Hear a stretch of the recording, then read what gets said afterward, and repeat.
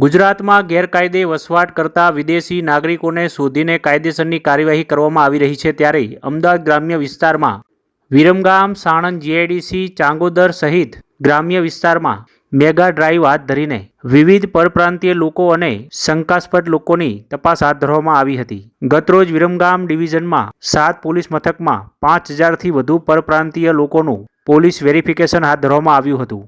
અમદાવાદ ગ્રામ્ય વિસ્તારની વાત કરીએ તો અમદાવાદ ગ્રામ્ય વિસ્તારમાં છેલ્લા ઘણા સમયથી બાંગ્લાદેશીઓ નાગરિકો રહેતા હોવાને લઈને શ્રમિકોની તપાસ દરમિયાન બાંગ્લાદેશીઓ નાગરિકો ઝડપાયા હતા, જેમાં અમદાવાદ ગ્રામ્ય વિસ્તારમાંથી વિરમગામમાંથી 5, ચાંગોદરમાંથી 2 મહિલા તેમજ ધોળકામાંથી 1 એમ કુલ મળીને 8 બાંગ્લાદેશીઓને ડિટેન કરવામાં આવ્યા હતા.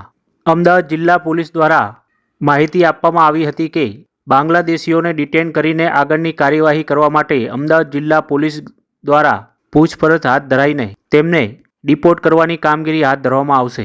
અમદાવાદ જિલ્લાના વિરમગામની વાત કરીએ તો વિરમગામ શહેરમાં પ્રાપ્ત માહિતી અનુસાર જે 5 બાંગ્લાદેશીઓ પકડાયા છે, જેમાંથી છેલ્લા ઘણા વર્ષોથી વિરમગામ શહેરના અલીગઢ વિસ્તારની સીમ તેમજ શહેરના નૂરી સોસાયટી વિસ્તારમાં આ બાંગ્લાદેશીઓ રહેતા હોવાનું સામે આવ્યું છે.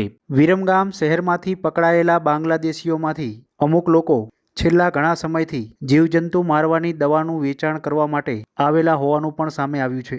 પોલીસ કોમ્બિંગ દરમિયાન આ બાંગ્લાદેશીઓ ઝડપાયા હતા. તેઓને વધુ પૂછપરછ માટે અમદાવાદ ગ્રામ્ય પોલીસ દ્વારા તપાસ હાથ ધરાઈને તેઓને બાંગ્લાદેશ પરત મોકલવા માટે ડિપોર્ટ કરવાની કામગીરી હાથ ધરવામાં આવશે.